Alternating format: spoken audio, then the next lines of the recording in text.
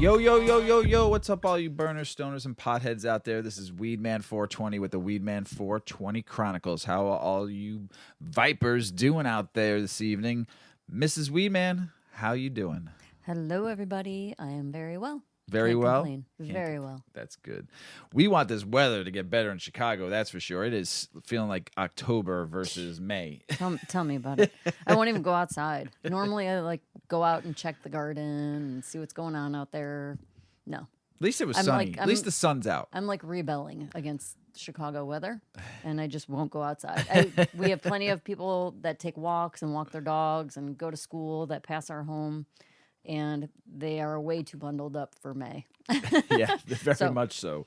I go out when I have to. Yeah, I mean, we go out for work and stuff like that, but it has been chilly. We need some warm weather. We need some 70s and 80s coming quick here. Memorial weekend can't come fast I'd even enough. take high 60s. Me too. I would take 60s, 68, 69. Well, been what? like 40. Fuck. It's been I'm cold. so tired of it. I dream about living on an island. It's been being cold. hot. Yes, we want it to be warm. We like the warmth. Someday. I want to go outside and smoke big doinks in the warmth. Yeah, sit in the yard. Well, hopefully around the world, the weather's treating you nice. In Chicago, it will be nice. It's just a fake spring, as we always say here in Chicago in the April, May time. But I want to say something real quick. Around the world, everybody, man, we need some peace. We need some love. There's a lot of crazy stuff going on in the world right now. A lot of countries in conflict, man. Praying for y'all out there. Just please, please, please, please, please. Peace, kind, happiness, love is going to get us through. So just try to love one another best you can. We love you all. Start smoking cannabis. It'll slow everything down and make everything peaceful. But let's get going, Mrs. Weedman, with the show. Here we go. Big win for all you burners, stoners, and potheads out there. Frequent cannabis use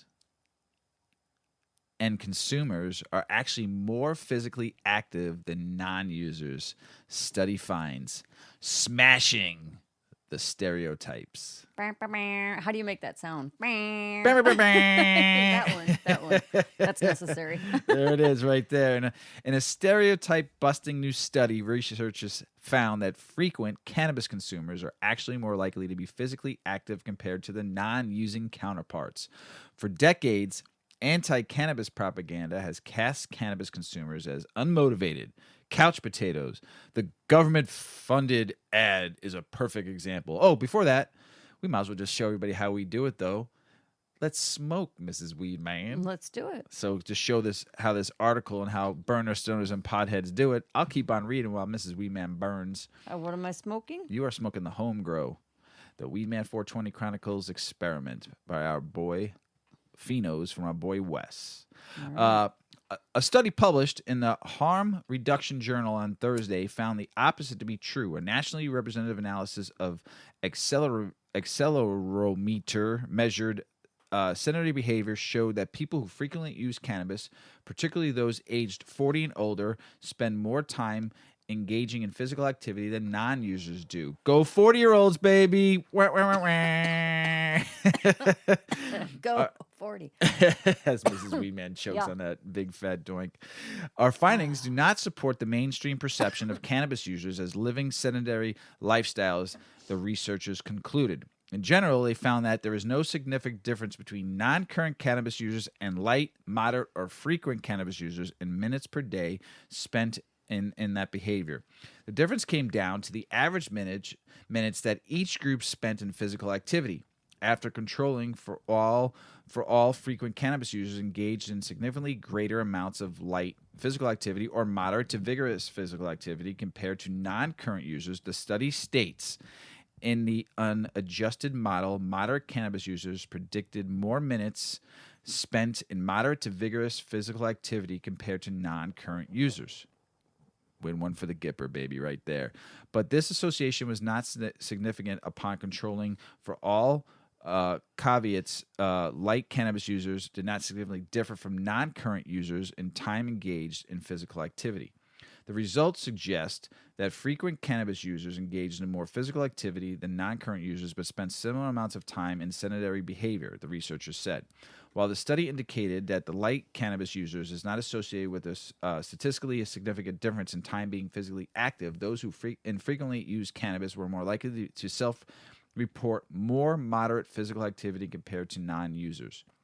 In a national population-based U.S. sample, current cannabis use was significantly associated with accelerometer measured, such that frequent cannabis users engaged in greater minutes of light PA to moderate to physical activity compared to non-current users. Wow. I have a good demonstration of that. When we go, obviously, this hasn't happened in a while because of COVID, but when we go to shows, concerts, we smoke more than we drink. I mean, think about it. If you are in a general admission concert, you work your way up to the stage, or at least we do. It's a work, right? It's quite a bit of effort, a lot of elbows, a lot of sweat. You get touched by a lot of sweat. It's work. So when you get up to that stage, you're not going back. So whatever you have, whatever drink you have in hand is going to last you through the show. So we tend to smoke when we're at shows because you're just not coming and going.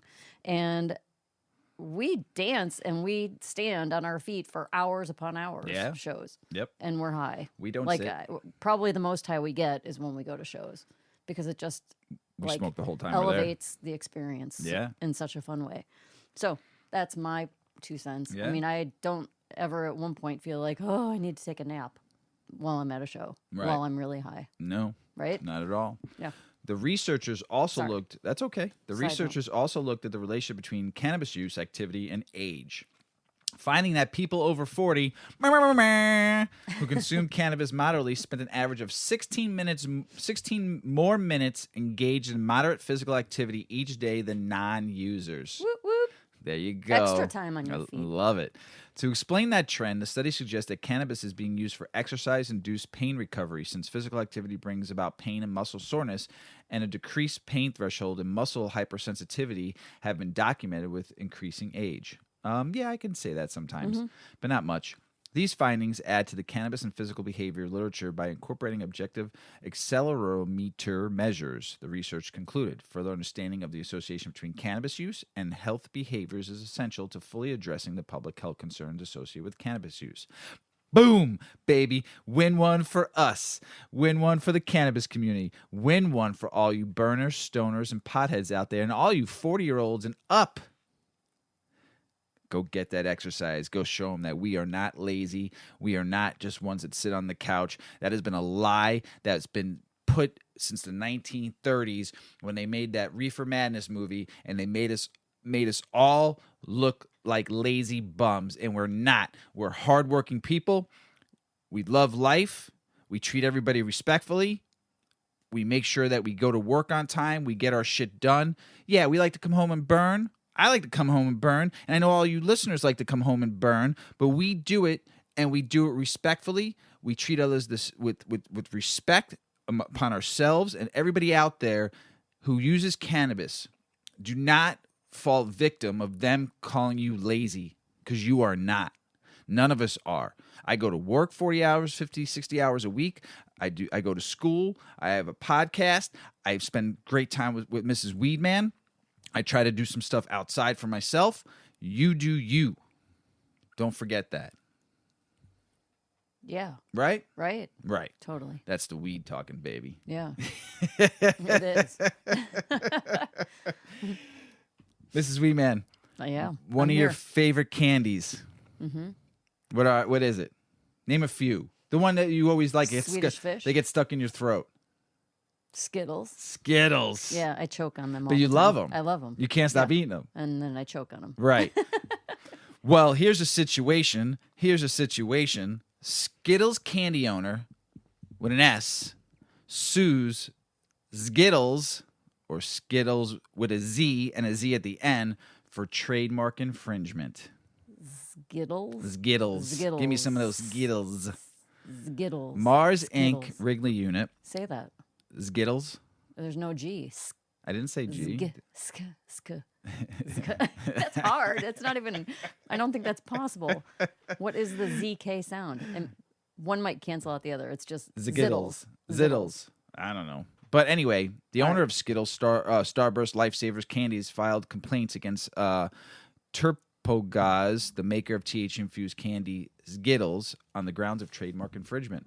The lawsuit was filed Monday in U.S. federal courts, Illinois and California and Canada, seeking to halt the sale of Skittles goods during paraphernalia, clothing, and merchandise. Mars Wrigley, we take great pride in making the treats that parents can trust giving their children and children can enjoy safely.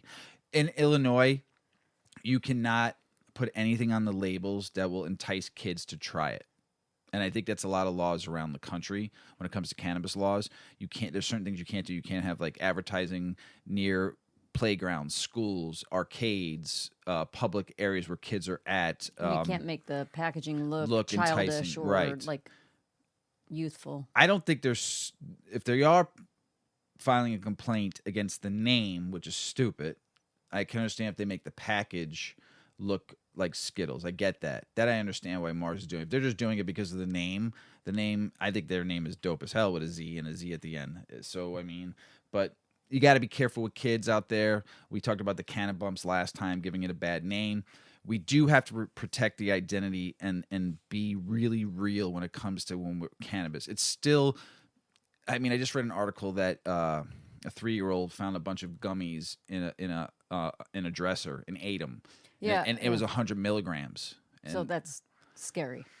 We need to be careful. Dangerous. Yes. So I agree. I think that with why they need to like be careful with packaging. we talk about regulation all the time, and standardization.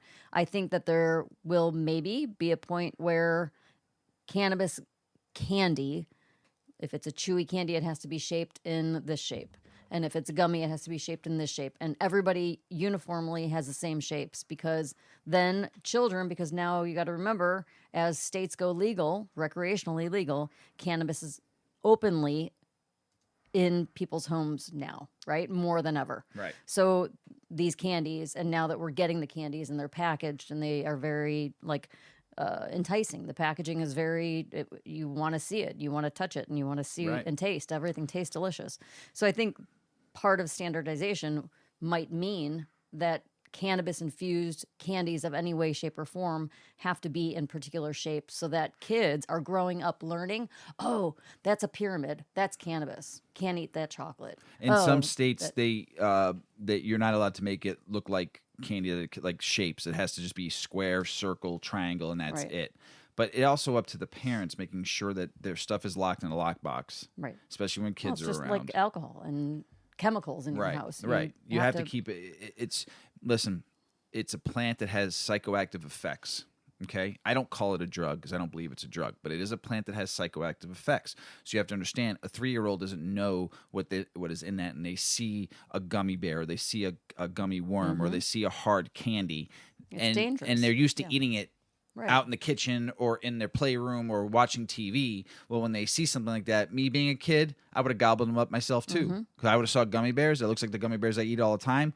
That child does not know, and I know I've been around parents that are telling their kids, like, you can't have this. This is daddy and mommy's medicine. Right.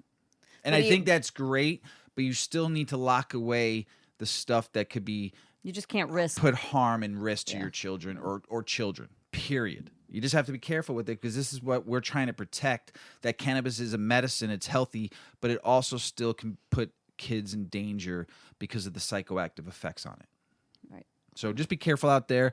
I'm not agreeing with Mars, but I am in some ways because of packaging. And there is laws across the country in a lot of states that you can't put in packaging. You can't advertise certain ways. I actually just read it. I'm studying for my final for school, and I was just reading it again. So just be careful, all you companies out there. Protect the way we protect each other in the cannabis community. We also have to protect our children. And we also have to protect people that don't use cannabis, and they might see it as candy and eat it too. So a bad trip is a bad trip. We've all been there. We've all had a bad edible moment in our life. I've had one maybe, but crying to your mom is no fun. So have we had to deal with hospice at all in our life? I mean, I know we've had deaths in our family, but I've never really truly been a part of the hospice thing. I know you I have, have, yeah. but I really haven't been a part of it. Do you feel, since you've been a part of it, like with grandparents passing away, stuff like that, do you feel that cannabis should have been offered? Yes. Obviously, we weren't a legal or recreational state at the time that any of those people passed, but I really do think that it's beneficial. And I think that for years, friends or family of people that are dealing with terminal illness do encourage that if they're open to cannabis. But now, the question is, should it be really officially part of hospice care? And how can they possibly make that work? So this article is quite interesting. A life-threatening illness, of course, is one of the most frightening experiences anyone can go through. No one wants to be diagnosed with a terminal illness, and no one wants someone they love diagnosed either. Yet, as Americans continue to age, the risk of terminal illnesses increase, with more people getting admitted to hospitals and hospices. The Centers for Disease Control announced that there are an estimated 1.4 million people in hospice receiving care from varying life-threatening illnesses. This number is a tremendous increase from what was attainable in the last 20 years. In those hospices, patients receive a special kind of care that slows the painful end-of-life process. The care given to patients at hospices is provided by compassionate individuals who are available to make the last life phases very comfortable. While these hospices are doing their best, there are still instances where some patients don't get better with the care they receive. Of course, this is a problematic situation, and it has many medical experts seeking solutions for hospices, and cannabis is one of the most viable ideas they explore. Despite the good intentions, the legal status of cannabis affects its use and effectiveness in hospices. The federal's lack of support makes it difficult for some healthcare providers to prescribe cannabis for their patients in hospice. Where it is utilized in hospice care, it helps to ease patients' suffering, as it plays a significant therapeutic role for patients dealing with the emotional despair that comes with a terminal illness. Hospices are turning to cannabis as a way of reinventing their approach to Medicare for patients. They want a more patient-centric care experience. In addition to cannabis, they also integrate additional treatment options such as music, thoughtful quality care, and family moments to make treatment options more available. As Americans' attitudes towards cannabis change, more hospices are encouraged to consider it as a treatment option. Currently, 87% of Americans support the utilization of medical cannabis as a treatment option for terminally sick patients. Primarily, hospices use cannabis as a care treatment alternative to ease the patient's spiritual and existential suffering. The mild euphoria cannabis offers gives the patients a sense of well-being, which eases the body, mind, and spirit as they come to terms with the possibility of death. Ugh. Shouldn't they just be given as much cannabis as they want? My goodness. And why is this even a debate? Yeah. Like, who cares about the laws? I'm surprised. I mean, what are they going to do? Get I'm arrested? surprised it's 87. It should be like 99.9%. In 2019, a study showed the impact of cannabis and CBD on hospice and palliative care places, with data drawn from over 300 care professionals from 40 American states. The professionals offered overwhelming support for cannabis use in hospices, regardless of the legal status in their state. So that's great. Which, with such factual details and preference for its use in hospice, one can only ask, how does it help those hospices? And here are some answers. Number one, pain reduction. It's one of the most prominent benefits of cannabis use in hospice. The patients sometimes experience excruciating pain, which can make them uncomfortable, making their stay at hospice unpleasant. But with medical cannabis treatment, pain is reduced and replaced by a euphoric sensation that eases the patient's mind, thus making them numb to pain. This health benefit of cannabis can only be effective when the substance is used consistently. It's also an enhancer. It heightens patients' sensory perceptions and awareness, thus leading to a better appreciation of tastes, senses, and music. Remember that some people in hospice are older individuals who gradually lose their ability to recognize feelings and their sense of taste. But when cannabis is administered, the patient's sense of awareness is heightened, enabling them to appreciate every moment as their days are numbered. It helps increase their appetite. Patients in hospice often struggle with their appetite because of intense treatments. Despite appetite It is also prevalent because they're emotionally down. With illnesses, because they know like it's you're coming to an dying. end. Yeah, Right. I mean, there's a small chance that Man. you could recover. Make sure when I'm in hospice, you just fill me up with edibles and There's just let me hospice be for like me. terminal care, but people that could still get better, and then Right. there's like that end stage palliative care. Give me all the cannabis you could possibly give Oh my me. gosh, yeah, right? Just be stoned, whacked out. Great. With illnesses taking a toll on their mental health, it also decreases their appetite. But CBD is an appetite boosting compound that encourages them to eat regularly and also snack in between meals. Hell yeah. Right? Snacks. Snacks. A hospice patient will have a greater chance of better managing illness when he or she consistently eats nutritious meals. It helps ease anxiety, which is a common symptom that hospice patients experience. How about it? Due to the fear of death and worries about their families. But when medical cannabis is administered, the THC and CBD it contains impacts anxiety levels.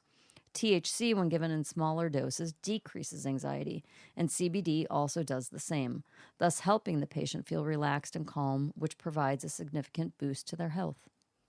So bottom line, medical experts are increasingly excited about the enormous potential of cannabis. Globally, people are beginning to appreciate the value of cannabis too. Products have been tested and approved for use and should be integrated into the healthcare system because of their immense benefits. Experts and caregivers at hospice derive incredible benefits from cannabis, and both of the plant's recreational and medicinal properties are highly valued by caregivers and patients. However, for cannabis to reach its lofty potential in hospice, coming in the future, there must be a unified legal status from federal to state levels. Yeah. So again, Right. yeah. Federal kind of law. our- Come on, man. Yep. At least, I don't even want to get into that. Yeah. I mean, that we talk about that all the time. Yeah. I think every hospice patient that wants it should be able to get it. I Right. mean, if I'd be sneaking it into people if they wanted it. You know, something make these people feel like comfortable when knowing, like we said, when death is upon your doorstep, and you know it's coming. And there might be times where you're alone, you know, and there's nobody around. Imagine just being on cannabis and just being able to feel the earth around you. I think the experience will be a lot different for people. More peaceful. Yes. More accepting. Yes. You get them a very low dose, heavy, like sedative, but like awake and be able to talk clearly, like more of a full body high with just a little bit of psychoactive effect kind of strain. So they're comfortable. They can talk. They can still relate to people. They're not so They can out there. eat. Because do they get like opioids and stuff and all that kind of stuff? Morphine. At the palliative So care, you're they're just giving you morphine. you're just putting all that in. They're not even there. You know, you're filling them up They with all help you that. manage your medications in the beginning, and then Right. they help you with your pain management. And then ultimately, you're getting morphine, which is essentially killing you. Well, Yeah, that might be a foundation we can start one day, helping hospice cares with cannabis. that would be neat. That'd be dope. So just an idea. See what happens when you're baked. Come up with good ideas. And you are more active than a non-cannabis smoker. Be saying that a lot. So be driving it in the stake in the heart a little bit. The feds announced a new standard to THC dose to be used in cannabis research effective immediately. The National Institution of Drug Abuse, NIDA, said in notice to research that there is a new requirement to measure and report results using a standard THC unit in all applicable human subject researchers, which is effective immediately. The standard is, guess. I'll give you one guess. I don't know. What do you think the standard THC level should? 5 milligrams. That's what they said. Sweet. 5 milligrams. I think that's fucking really low. It's very low. Like For people who- extremely low. Because didn't that doctor who runs the Mississippi University of Mississippi cannabis program there, I forgot his name, but he was saying that they hardly have any THC in their cannabis at all. Then how can you actually really study it? And 5 milligrams in today's cannabis world is so low. You need to start with like 15 at minimum. 15, because that's like, you don't see any cannabis. Very rare that I see it that's under 10%. I think the lowest I've had in a long time was like 13-14% in a long time. Well, we're not talking milligrams. We're talking percent, the strength in the overall plant. Yes. Well, they're talking, this is 5%. This is 5 milligrams of THC. A dose. Yeah. A dose is 5 milligrams. Yes. The strength of the plant is a percentage. Right. So So the NIA said that in measuring and reporting THC exposure has been a major limitation in studies of cannabis use, which is great, making it difficult to compare findings among studies. Therefore, a standardized measure of THC in cannabis produced products is necessary to advance research by providing greater comparability across studies in both its adverse effects and potential medical uses. By creating a standard THC dose, it will nonetheless be easier to compare studies that involve THC exposure with the high priority, the National Advisory Council on Drug Abuse. It is not the intent of the notice to prescribe the quantity of THC that is permissible for use in research projects. Instead, investigators are free to use more or less than 5 milligrams of THC. Oh, that's cool, as appropriate for their study. The notice states. However, for applicable studies, investigators will be required to report on the quantity of THC using the standard limit. Investigators may also report the quantity of THC in other units, milligrams as appropriate. This comes 1 year after NIDA, which is part of the National Institute of Health, first solicited feedback on proposals to standardize THC content in cannabis research. So, I think it's pretty cool. I mean, they need to test it throughout, and I like that they said that they can use higher limits, which is great. I think there should be tests throughout all of them to see where it's at and what higher can do, what lower can do, what the mid can do, and in between. So I think it's good. I think it's that we're coming along slowly but surely. Illinois to unveil plans for 110 new adult use cannabis licenses. That's crazy. That's really crazy with record breaking April. What they're going to really do though is 35 of those licenses are going to social equity programs and minorities and stuff like that, which is awesome. So with the original 75, I mean, they're talking about having 500 total here in Illinois, but it's pretty good. 110, keep it going. So no lines for nobody. Tennessee limited medical cannabis bill to governor. The newsletter was on May 6, 2021. So we'll see what's going to happen with Tennessee doing a very little bit medical. It's a start. So we'll see what happens. What else here? Alabama. The bill went to the governor's desk, I think, a day or 2 days ago. I haven't seen if it's signed yet. So I know we talked on the last episode about Alabama. It got all passed, and it was just, it's going to pass. Nothing has changed what we've talked about since then. I know the governor was going to review it and see what's up. You need to get flower edibles concentrates on that bill, Governor. If you do anything, fix it. So we'll see. Kansas House approves medical cannabis legalization bill. The House did. They're still, from what I'm reading, it's still a very, very no-go where it probably won't make it past to the governor's desk. But we'll see. Come on, Kansas, do it right. Dorothy and Toto need to smoke. Maryland police can no longer stop and frisk based on cannabis odor. That's pretty good. Mm-hmm. Make sure if you get pulled over and they say they're pulling you over for cannabis, you tell them to go fuck yourself. So, but just read the rulings there in Maryland. Good for you. Blue crabs are great. Camping on the beach is awesome in Maryland. Like your state. New Mexico medical cannabis. You're going to...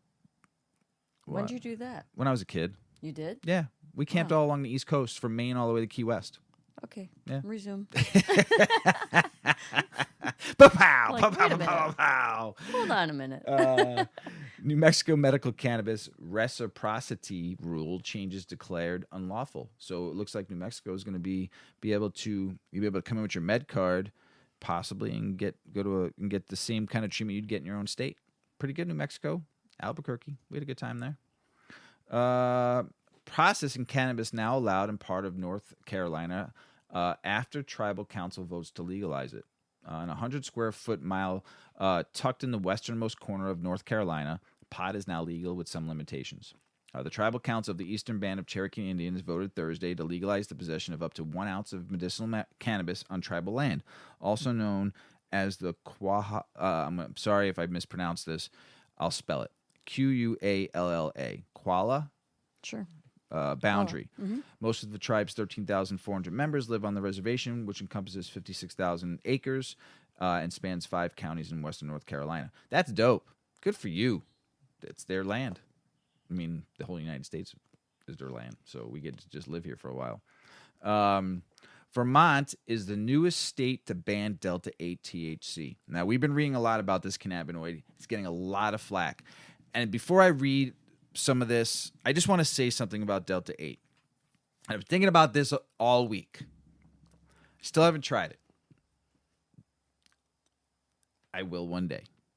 But here's what we fucked up on this cannabinoid that could be something really good out there, and we will never know because we fucked it up from the beginning and tried to sneak it in.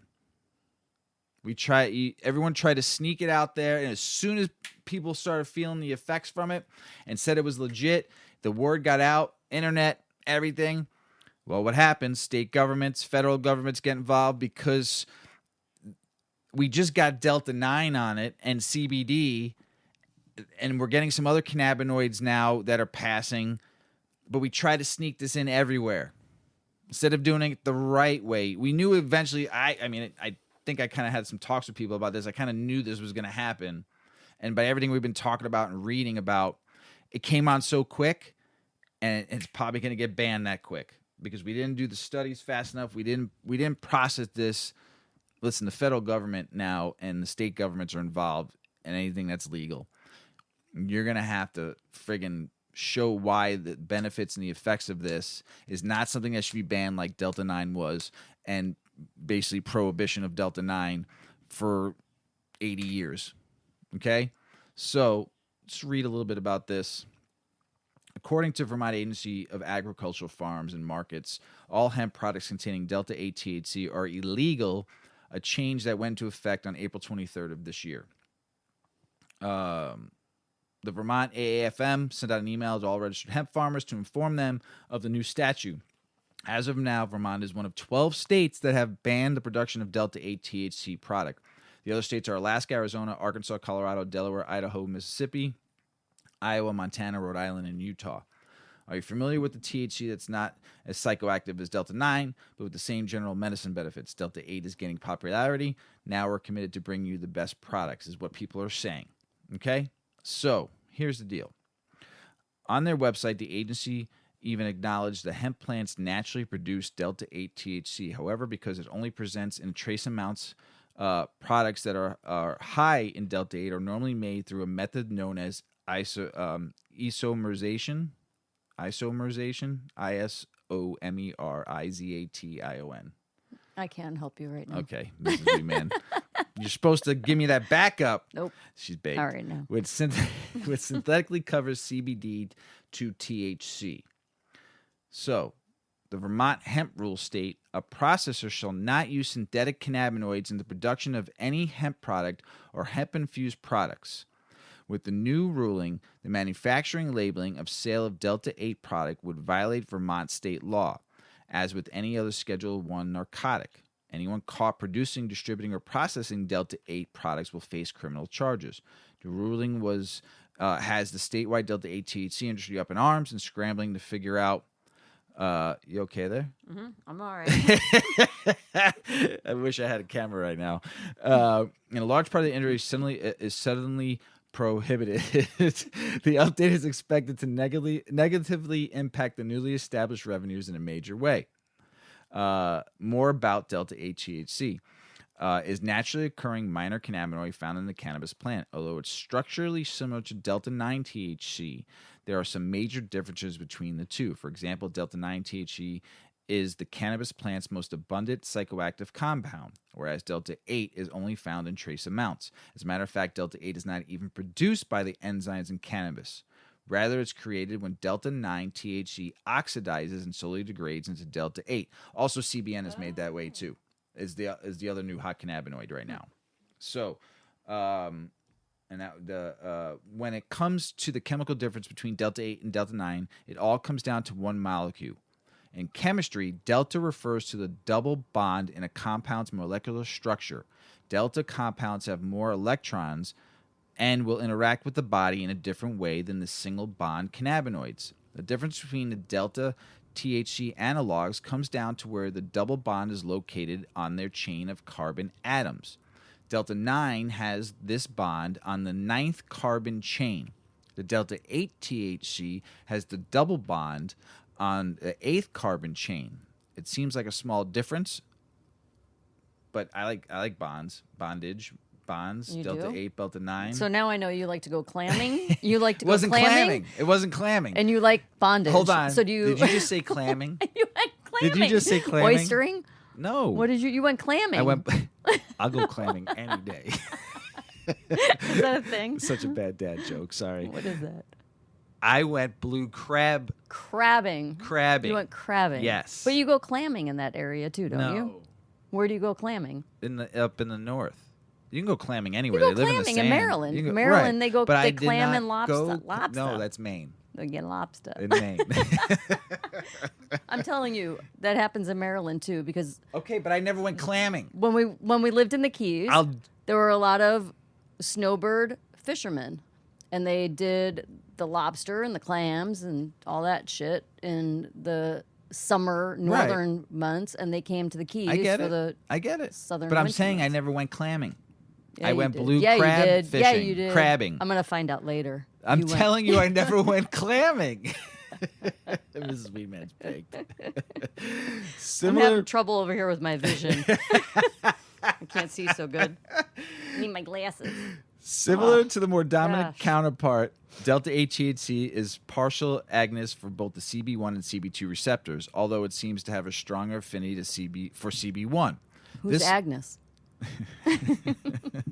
This means there are effects to be felt. You know what? They always talk about dad jokes. Yeah. You got some mom jokes. What? Oh, I know. I do. I know. That's so good. I know. I so know So that. good.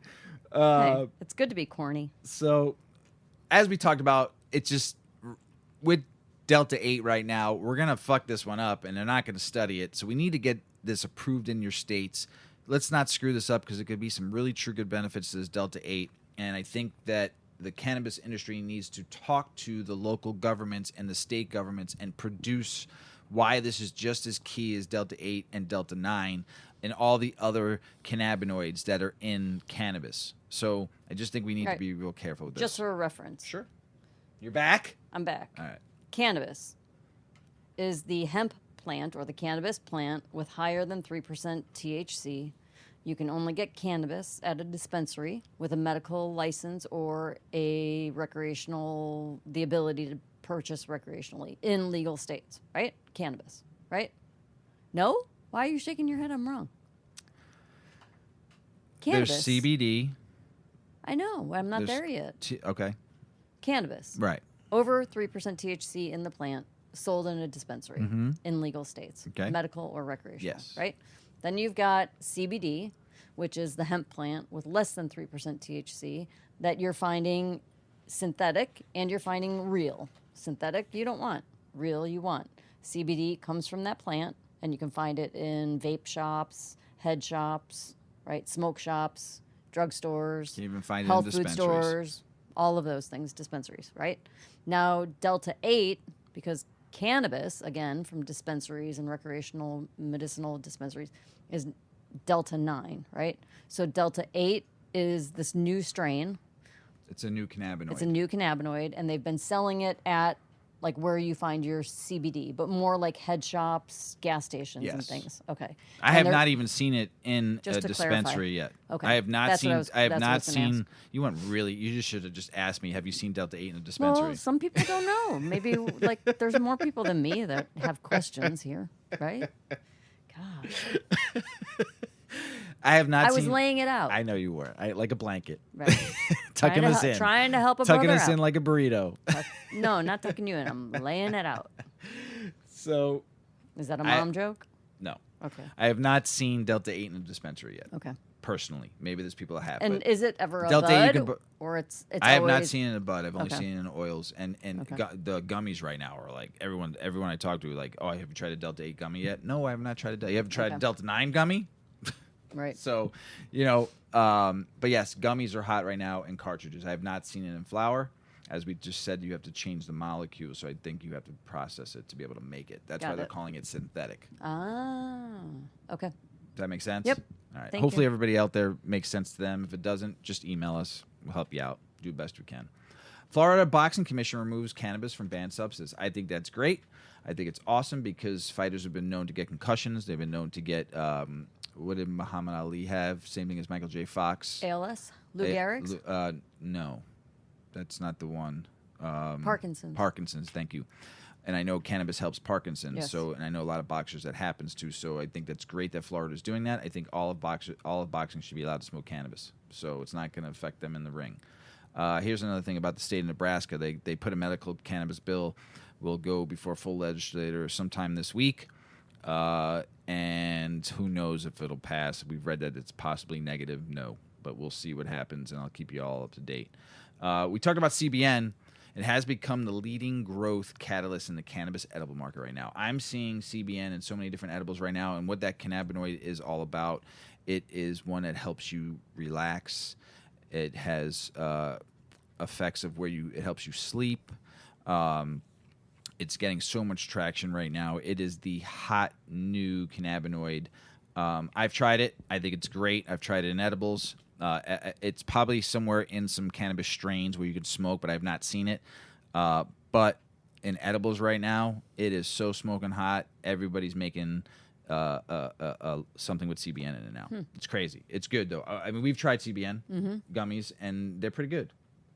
They're amazing. They're pretty good. You know, they put you out. But it's good stuff. So since we're talking about CBN and sleep,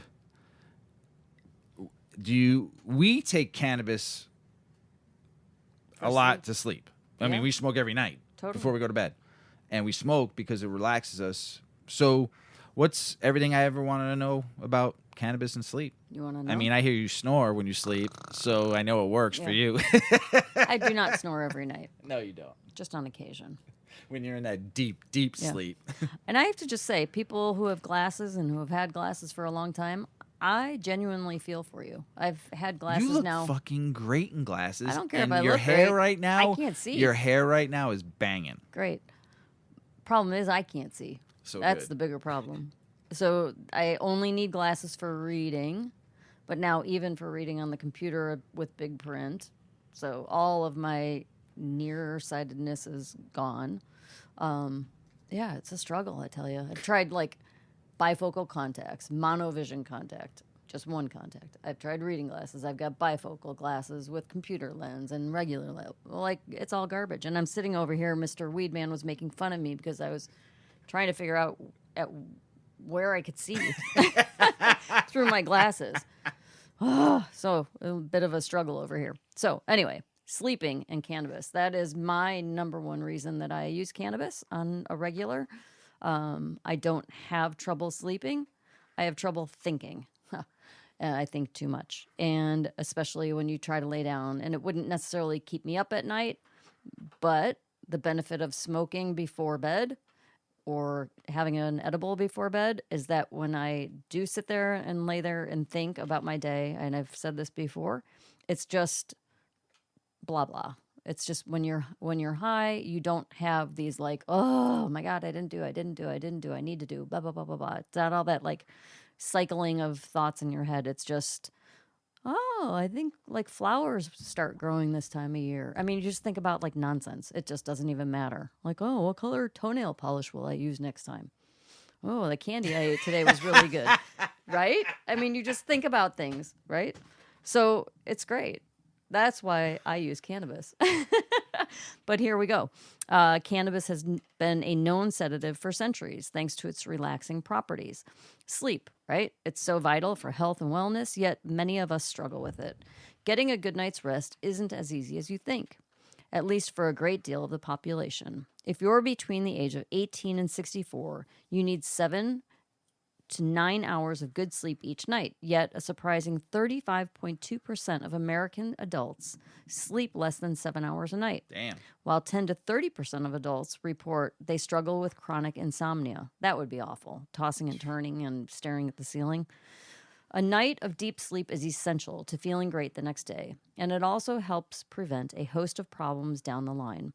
It's crucial for helping the body to repair internally, prevent sickness, keep the immune system up, prevent weight gain, the list goes on. Because so many people find good sleep to be elusive, we've seen a rise in over-the-counter medications meant to address sleep. Yet so many of them don't work and leave people feeling extra groggy the next day. And that's where cannabis comes into play. Cannabis has been a known sedative for centuries. Thanks to its relaxing properties, there are numerous studies to prove it. On top of that, a survey conducted in 2019 where 1,000 people were polled revealed that 3/4 of them used cannabis to help them sleep, saying it was helpful. But for anyone who's starting out in the world of cannabis and for those who desperately want to use it to help them sleep, this information will help you better navigate dispensaries for the right product. There are hundreds of naturally occurring chemicals within the cannabis plant that affect sleep. The two main compounds are broken down into cannabinoids and terpenes. There are three main cannabinoids. First is tetrahydrocannabinol, which is THC. It's the primary psychoactive compound in the plant that gets you high. It's famous for its pain relief and anti-nausea properties, but it also has potent sedative effects and can help you fall asleep faster. THC has been found to reduce your time in REM sleep, which in layman's terms means that you have reduced dreams. This is especially helpful if you are prone to nightmares, which can wake you up in the middle of the night and make it harder to go back to sleep. CBD, cannabinoid, that's such a hard word. Because you want to say cannabidiol, but it's not. CBD, let's just call it CBD, right? It is known for its therapeutic compounds. It doesn't get you high. Its relaxing properties are well known. It's widely used for the treatment of anxiety, pain, and depression. Studies have shown that it's also beneficial for promoting alertness and reducing sleepiness during the daytime. Then we have CBN, as Mr. Weedman was just talking about. Cannabinol is lesser. You got that one right. That one's That's right, pretty good. right? Dang. It's a lesser-known compound, though it does have potent sedative properties, which have been found to be enhanced when taken with THC. CBN also has valuable medicinal properties, such as its ability to fight pain, inflammation, and stimulate the appetite. Then we have terpenes. So we talked about the cannabinoids. Now we have the terpenes. And they've been getting a lot more attention lately because newer studies have shown their promise in adding to the cannabis medicinal property list. These invisible molecules are also found in other plants and are responsible for giving cannabis strains their unique smell and taste. More importantly, terpenes also have medicinal properties, and certain terpenes are helpful as a sleep aid. They are carophyllene, myrcene, terpineol, limonene, and linalool. All my favorites. Yeah. I love You them like all. those? Oh, my God. The effects on all those terpenes are great. There are certain ways you can make the most out of the cannabis to make sure you get a good night's rest. Very important is timing. Timing your intake plays a big role in using cannabis for sleep. You have been timing Yeah, your I have edible been. intake. How's that been going? I think I've kind of honed it in. Yeah. Honed it. Meow. This is especially true if you're using edibles. Edibles do take a while to kick in, though they are more potent and they help you stay asleep for longer. However, it can take anywhere from 30 minutes to 2 hours for the edible to kick in. But once it does, it can last you 8 to 12 hours. To be sure, make sure you medicate at least an hour before you plan to go to bed. Strains. When it comes to the plant's sedative and relaxing properties, more people are likely to buy indica strains as opposed to sativas. However, studies are showing that there are a few differences between the two strains, and the same strain can make one person sleepy while it excites the other. So instead of buying cannabis based on whether it's an indica or sativa, look for products that have been laboratory tested so that you have a good picture of the chemical makeup. Many dispensaries nowadays sell products that are providing you details on the information that the strain effects are, and so go with that instead of the the indica sativa thing. Yeah, we've been talking about that for a while now. So yeah, and most importantly, it's just the plant. The Right. indica sativa is just the plant. It's the type of plant, the way it looks. There's rhodiolis, there's sativa plants, there's indica plants. There's hybrid plants. That's all there is. But for a while there, that's all people were teaching because it was easy. well, it's all that was really understood. Right. Sativa makes you awake, but that's not always true. Indica but there's so much more in that plant. So I'm glad we're talking more and more about this, and the industry is talking more and getting more about away this. from just that one or the 100%, other. yeah. So really what it comes down to is experimenting. Different cannabis products affect different people differently, right? There's no one-size-fits-all solution, though generally speaking, CBD is widely accepted as a calming sedative that works well for many people. There are other people who also find a low dose or high dose THC to be best when it comes to sleep.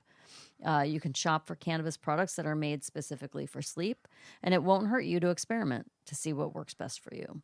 Of course, it also helps to follow other well-known bedtime habits that will improve your sleep. Don't rely on cannabis as a one-off solution. Here are some tried and tested tips to go together with cannabis. Reduce your exposure to bright lights before bedtime. Limit caffeine consumption later in the day. Stop taking daytime naps. Go to bed at the same time every night. Don't consume too much alcohol before bed. Last but not least, if you're taking medications, always, always, always consult your doctor before taking cannabis. Yeah, that's good stuff. I mean, I take it for back pain. I take it because I enjoy it, because I love it. I take it because it helps me clear my mind. I take it because it helps me sleep. I take it during the day because it gives me energy. I take it for a lot of different reasons. We still got more energy than the non-users. Mm-hmm. So, but also for sleep, we get really good sleep. So, for you 18 to 69-year-olds, you said? Something like that. Man, you need to get more sleep. Mm-hmm. So, international news, a French lawmaker walks up on the stage in Parliament with a joint in his hand, his mask, and goes, what, y'all? With that big fat doink in his hand. Mm-hmm. And then you got the person doing the sign language in the back, not actually smiling, because most of them always smile. It's kind of weird. So anyway, a French lawmaker named Deputy Francois Michel Lambert said, I said that pretty nicely, right? Pretty good. Mm-hmm. I never took French. I failed Spanish twice. So whatever. Says prohibition is a total failure, and the legalization would make it possible to dry up the black market, create tax revenues, new jobs, before showcasing a cup with a cannabis leaf on it and then pulling a joint from it and going, what y'all? So he's really in favor of it. Just talked about how it's been, how France has been, what they've been doing, and same thing here in America for like so many years, being on the, you can get arrested or whatever. So it's still banned there. I think they, hopefully they fix it. I like what he did. I think it's pretty ballsy. So, an Australian company studying impact of rare cannabinoids on autism, which is great. An Australian-based company with the exclusive license to a variety of rare cannabis cultivators is putting its plants to the test.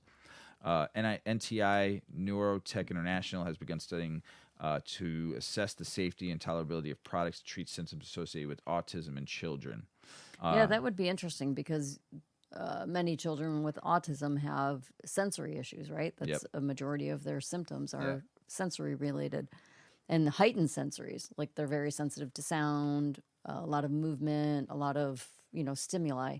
So if you gave them the wrong strain of cannabis, I mean, it would be interesting, right? Because the only way for them to test it is to test it on people who have autism. I'm sure there's parents out there that would probably do it. 'Cause they would have to be like verbal. Kids that are verbal, because you couldn't give it to a nonverbal autistic child. Put those electrodes on the brain and to see what if he's not if he or she cannot talk, they might be able to put the brain sensors and find out what's wrong and what they can do. So the results from the trial will be used to plan for future phase 2 and 3 of the studies, which is dope.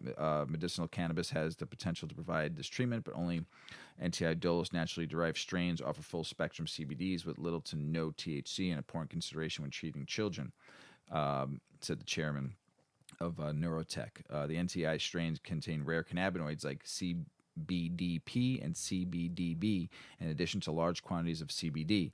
It's very exciting from what they're saying, and it looks like the testing is going to move forward to, like I said, phase 2 and 3, and then they're going to start studying attention deficit hyperactivity disorder, and then epilepsy, also a part of this. So I think that's great. Good for you, for our friends down under.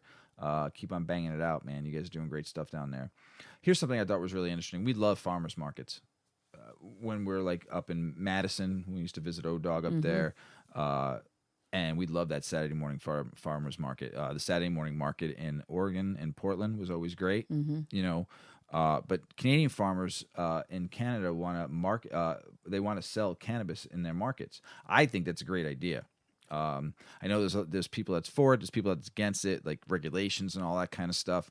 I think that is absolutely wonderful. And you've heard me talk about this on the show many times where one day you'll see it at farmers markets. And I think that's going to be great where you know it's coming from an all organic farm. They're growing it on their farm. You know where it comes from. You know what they're putting in it. They're presenting it in jars on the table where then they can explain the effects of it because they're actually growing it and smoking it and bringing it to the farmer's market and being able to maybe sell honey, infused honey with it and stuff that they naturally do on their farms. Baked goods, all that kind of stuff.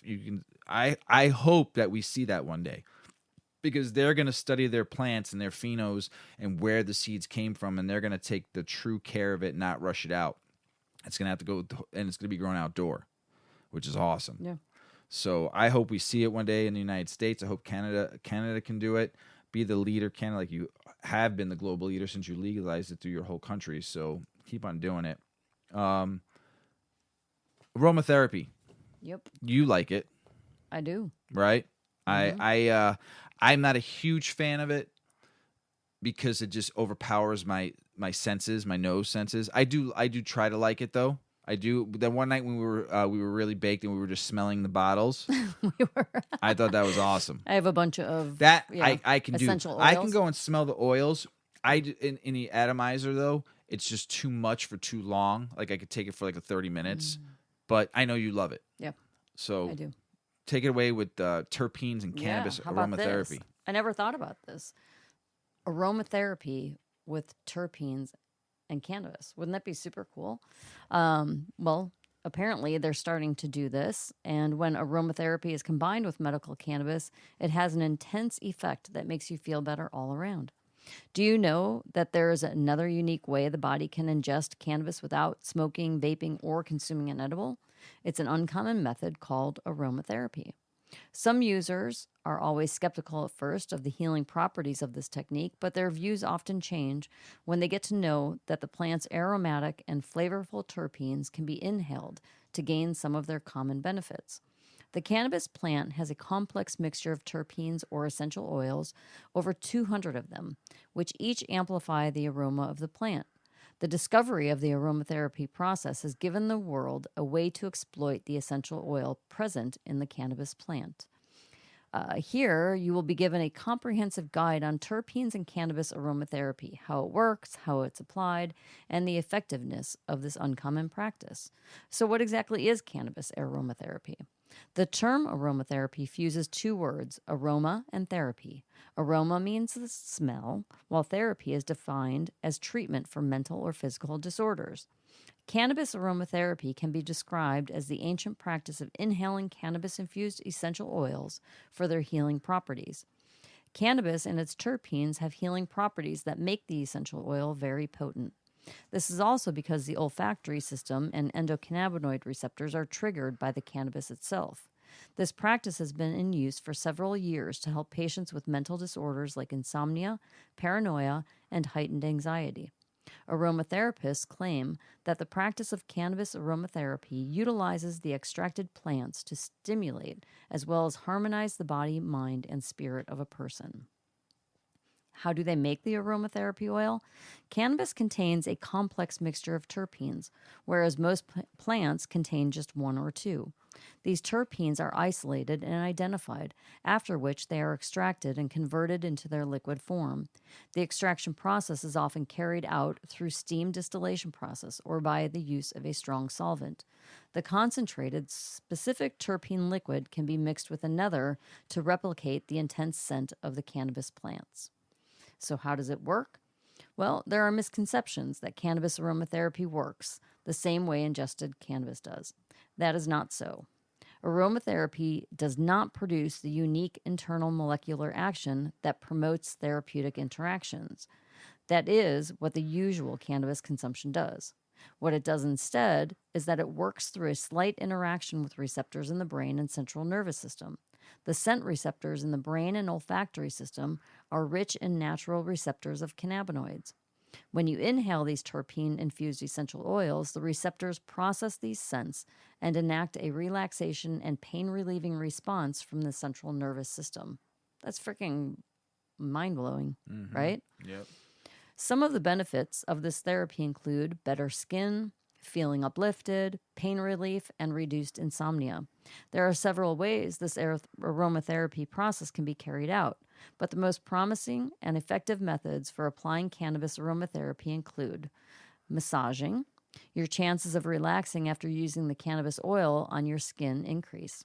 Massaging with the use of cannabis oils provides an up-close interaction that allows you to take in the soothing scents for a time, both during the massage process and even after. Would you like that? Well, I don't know.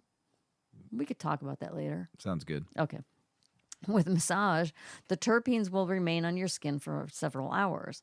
It's important to understand that your cannabis oil must be mixed with either water or another massage oil before applying to your skin, and it's arguably the best way to apply cannabis oil. Another way would be steaming. You would inhale the steam. That would be so nice, like a facial. Yeah. Like you stand over steamy hot water with a towel around your head. That'd be awesome. And you inhale the steam of cannabis oil from a humidifier. You only need to add a few drops of the essential oil into the humidifier. Experts claim that this method induces a sedative and therapeutic effect only when it is at the right temperature. The steam can either be warm or cold, but not hot. What's the temperature to say? No, we have to research that a little bit. All right. It just says not hot. I don't know what that means. Diffusing, which you could just use a little diffuser, right? A lot of people prefer this method because it's very stress-free and can be used in the home. Add a couple of drops of cannabis oil into your diffuser at intervals. The diffuser releases the aromatic oils into the room, creating a peaceful and therapeutic environment. Whenever the room is entered, it will create a change in mood and induce the sedative. Yeah, I know. And everyone will be like, what are you, just smoking all the time? I'm going to buy You'd some end up oil. smelling like, I'm going to buy some yeah. next time I go to the dispensary smell or like make patchouli. some oil and get a little bit of both, and we're going to try it. I know, right? And then you could spray. You could do a spray bottle with diluted cannabis oil in it, and you could be your own aromatherapist. You can spray your couch, blankets, linens, and whenever you're feeling down, you can feel Can we spray our uplifted. mask? Sure. Our mask that we have to wouldn't wear that be every nice day? to smell that all the time? Amazing. Another creative way is to spray a handkerchief for use whenever you're out. So yeah, spray your mask. Hell yeah. Spray your mask, everyone. Everyone be high. What? So you might be wondering, how effective is this really, right? Well, cannabis aromatherapy is a potent technique that works for some, but not all, medical disorders. When used alone, aromatherapy can only calm you or stimulate your senses. But when it's combined with medical cannabis use, so smoke and sniff, right? I'm all for those imagine mask that. sniffs now. Yeah. Oh, yeah. It will have an intense effect that makes you feel better all around. Hell Researchers are actively working on ways to improve aromatherapy using cannabis extracts. Some important terpenes used for this ancient technique include myrcene, linalool, there's your linalool, Love that linalool. limonene, Love the limonene. and pinene. Pinene is more of an uppity terpene, though. Yeah. So know that it's probably the most abundant in all smells because of pine needles and stuff like that. So when you're knowing that pinene, the other ones are more of a, could be in the middle, but more lower. Like myrcene can be used as both. Sometimes they say, depending on A or B myrcene, but those three are more of a downer. With the pinene is a little more of an upper. Yeah. Yeah. So they say, all in all, cannabis aromatherapy is an effective practice that induces uplifting and euphoric patterns. It's smokeless and devoid of any unpleasant odors. That's depends on the person smelling it, right? Like if you smell like weed, people are like, "Oh my god, you smell like weed," and I'm like, "Oh my god, that smells so good." But if you have the smell of that terpene, though, like you won't herbal, smell, but you won't smell the weed at all. Because that terpene is going to mask it. Like if you put like a strong, like, but they're saying you can mix it with, yeah, I get oils that give you the but you smell. won't really smell it that much if you're putting a heavy dose of the terpene in there. So you can hide it. Officer pulls you over, going, "Hey, you smell like weed." No, I don't. That's limonene. What the hell's that? Oh, it's the same thing you'd smell in lemon pledge. So. Well, there is little research so far that's been carried out on terpenes. So we have a whole set of properties and beneficial medical treatments that may be brought to our attention in coming years. Everybody start testing it out.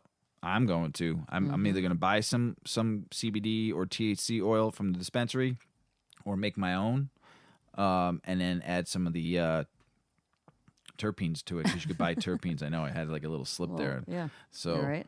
yeah, I'm good. I'm good. Just that second, third hit is hitting good. Hey, real quick before I talk more, last week Mrs. Weeman bought up a character from a TV show. And somebody reached out to us. Someone DM'd the Weedman 420 Chronicles on Instagram, and his name is Jay. Mr. J Bones is the winner of stickers. He got the character. Figured it out? He figured out both, though. The first time the character was shown, and then the show. And then the show he was on. So some of you might not know this. It's an old late 70s, early 80s show. It was called Mork and Mindy. Oh my gosh. And it was Robin Williams, and the character was put on a show called Happy Days that was portrayed as the 1950s Fonz. If you guys ever heard the Fonz, he's a greaser, and then there was Archie Cunningham. He was first shown on that as an alien, Nanu, and he did this weird finger thing that I can never get, and it's not the. It wasn't a Live Long and Prosper by. Yes, it was that. There you go. Yes, and he had the thumb up front, so I can't do your it. Your thumb folds across your Yes. palm, and then your can't. 4 fingers that are left up are separated in the center. Yes. So you have a V. Yes. 2 fingers and 2 fingers. So Nanu. So it was weird. I could never do that as a kid, but Jay got it, and it was also it turned into his own show called Mork and Mindy. So Jay, you're the winner of stickers. Send me your address, brother, and we'll get you some stickers. Thank you for participating in the quiz, Mrs. Weedman put out there for everybody. That was a big one. Yeah. We watch sports. I don't watch sports like I used to. I do pay attention to them, though. I'm just not a crazy sports person anymore. But what's awesome is that there's a list of like the most sports and who has the most weed smoking fans. Huh. Kind of crazy. All right, before you even say it, let's think. Who has the most weed smoking fans in all sports? All sports. All sports. Mm-hmm. We're talking about boxing. You can talk about anything. What do you think number 1 is? The most percentage. Table tennis. Such a goofball. Ping pong. Ping pong. What would it MMA, UFC, 41%. I would say snowboarding, and that's probably such a biased answer. But there's not. That's but, extreme sports. Yeah, but I don't know if everybody watches snowboarding. We do. I like snowboarding. Swimming. No. MMA, UFC, 41% is number 1. Number 2. Those aren't exports. Those are like considered just regular sports. Yeah. Now. And then esports, number 2, which is 40%. NFL, 36%. That throws me. NBA, 35%. Huh. NHL, 33%. MLB, 30%. And NCAA, 28%. No golf? No golf. They didn't even make the list. That would be a good sport to watch high. They didn't even make a list. It's so boring. It's not boring, but it is boring. If you understand golf, it's not. It's right. It's pleasant for to people watch. that don't It understand just takes a long time. Right. Yeah. All I know is it's hard as hell to hit that little ball. I can't do it. Oh my God. I could take some nice chunks of grass out. So that was a good list. At night on the weekends, Mrs. Weeman and I love to listen to music late night while we're down in the weed cave, I guess, the weed basement.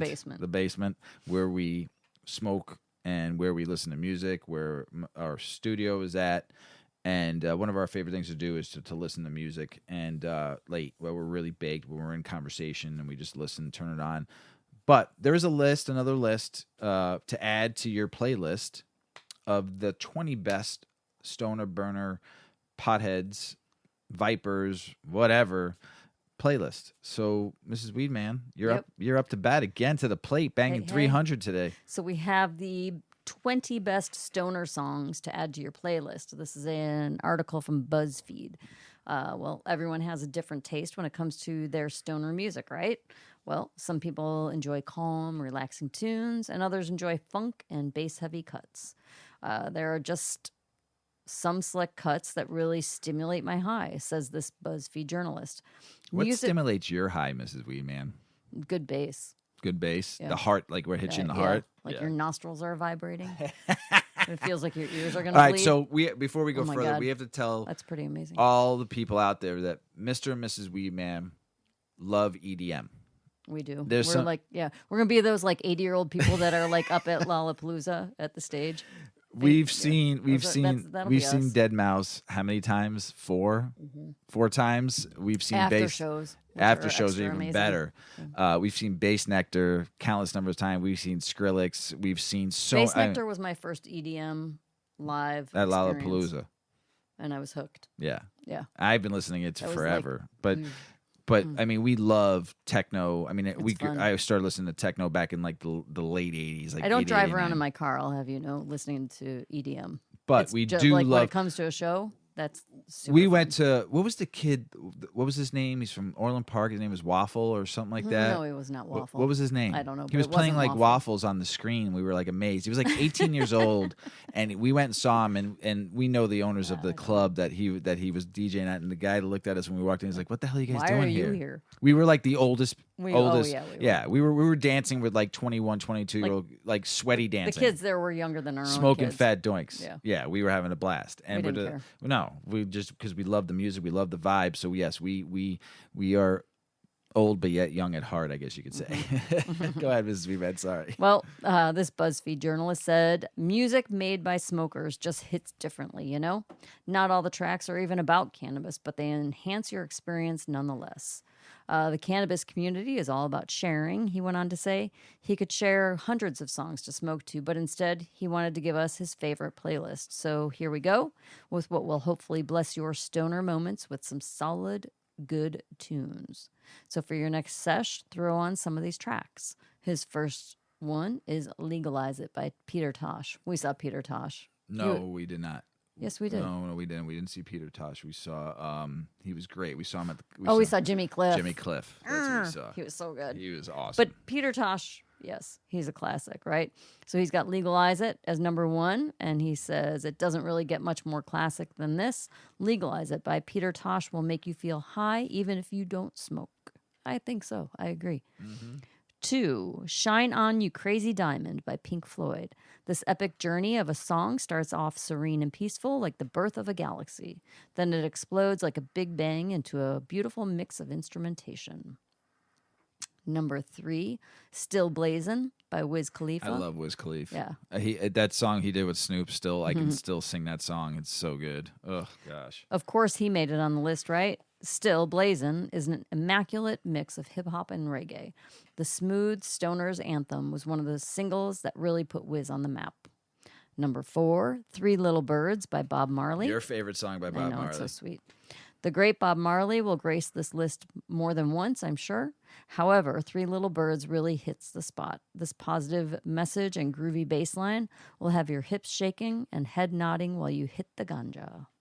5, Feel Good Incorporated, or Inc., by Gorillaz. It's not hard to feel good when listening to this generation-defining Gorillaz mega hit. When you There's hear just that- something about those haunting vocals and reverberating guitars that hit the stoner soul. When you hear that first word, "feel good," you just get happy Like, every time. When it got played on the radio like bazillion times, and you still didn't get mad about it. Number 6, Mary Jane by Rick James. This Rick James hit is so damn happy, you can tell he was high as hell when he made the track. Great song. This song sounds like what I would imagine floating on a cloud of weed would feel like. I Number love 7. you, Mary Jane. Uptown Top Ranking by Althea and Donna. Another legendary island vibe. Whisk yourself away from your current surroundings and melt into the Caribbean jam. Number 8, Marijuana by Kid Cudi. I can't even say the word marijuana without immediately thinking about this song. The dizzying pianos are entrancing on this banger. Get high and get lost in this masterpiece. Number 9, I want to play this song so bad because Nothing But a J Thing baby. by But Dr. Dre. Just the beginning of it is just. I wish we could play it, but we'd probably get in trouble. But I fucking love great. this song. Dr. Dre featuring Snoop Dogg. The Doc and the Dog took the world by storm with this classic hip hop song. The bass line is so damn smooth, I want to just float away, vibe into it. Nothing But a G Thing should never be listened to without a blunt in hand. Period. Period. 10, Kaya by Bob Marley. Kea isn't a super popular Marley track, but I don't know why. The funky guitars on this one just mesh with Marley's merry vocals so well that it creates a jubilant vibe. 11. Strawberry Fields Forever by the Beatles. The Beatles are skilled at capturing the feeling of being stoned and putting it into music, and that's what they do on Strawberry Fields Forever. Get lost in some weed with this trippy track. Remember when I held that guy on my shoulders during that party and he was singing Strawberry Fields, the whole song? I held Yes. him on my shoulders. That was pretty funny. You guys were in your own world. We were strawberry fielding it for sure. Forever. 12. How High by Method Man and Redman. Another great song. Years before Redman and Method Man made a film of the same name, they united for the Stoner's Anthem. These two legends have endless hits to smoke weed to, but How High is the original and the best one. I will always say this: Wu-Tang forever, Wu-Tang for life. 13, Purple Haze by the Jimi Hendrix Experience. This song just hits the soul, doesn't it? Hendrix lays down heavy guitar riffs on Purple Haze that will elevate your high like no other musical artist can. 14, 2 a.m. by Slightly Stupid. Oh man, is there any sound more glorious than that sax on this track? 2 a.m. could even make Hulk hum. If you want to get lost in a magical stoner vibe, light one up and throw this on. 15, Come Around by Collie Buddz. Collie Buddz has a grip of dope smoking tracks, but his hit Come Around is peak marijuana energy for me. It walks the line of hip-hop and reggae perfectly, and the hook is just irresistible. 16, Sensual Seduction by Snoop Dogg. This song has nothing to do with smoking, but damn, this instrumental is just as trippy and gorgeous when you're stoned. Get lost in this pretty beat as you blow some good. Some good. He's got a new song that I just watched today, and Madonna was smoking a big fat blunt on it. Yeah. She didn't sing; they just showed her. That's funny. She looks really young. She's like 65, isn't she? Yeah. She looked like she was like 35. No. Yeah. She can look that Was good. was it the cannabis that Right. kept her that young? And good eating and lots of exercise. Yeah. 17, Crumble and Herb by Outkast. Are you even a true stoner if you haven't smoked to Andre 3 Stacks and Big Boy's celebrated smoking anthem? Crumble and Herb is an effortless groove that will help you forget about the stresses of your life as you blow good tree. Blow good tree. 18, Distance by V-Scripts. This mystical instrumental is so relaxing that it complements your high. V-Scripts' Distance isn't about smoking weed, but the mellow vibes are a match made in heaven with cannabis. 19, I Want to Get High by Cypress Hill. The title says it all. I Want to Get High is not only a great song, it's a thought I have at least 100 times a day while I'm at work, so don't tell my boss. This is not me. This is the journalist saying this. And 20, his final recommendation is Next Episode by Dr. Dre. Smoke weed every day may be the last words of this Dr. Dre and Snoop Dogg hit, but it's the first phrase that comes to mind when I think of the next episode and trust that I will follow those instructions. That's it, people. That's a great Put those list. on your playlist, or That's some a great of them list. anyway. I'm gonna make a think Spotify that's list fun. of that, of just that. I'm gonna make a Spotify list when I'm driving because that list fun. is pretty awesome. So I know most everybody's heard a lot of those songs. If you haven't, well, now you know. Get listening to them. So I want to say one thing. I so love growing my own weed because this show has been great because I've been smoking it and I feel great. I'm going to go watch a good show with Mrs. Weedman because this show is over. Hopefully you all enjoyed it. We love you all out there. We appreciate you all listening all over the world. Love one another out there, man. It's tough times ahead. It ain't getting any easier. And what I'm seeing out there, and I'm praying for you all out there around the world. It ain't fun what I'm seeing. And I would want to say I love you all and just peace be with you all. Peace be with you. Mrs. Weedman, you got anything else to say? No. Nothing? No.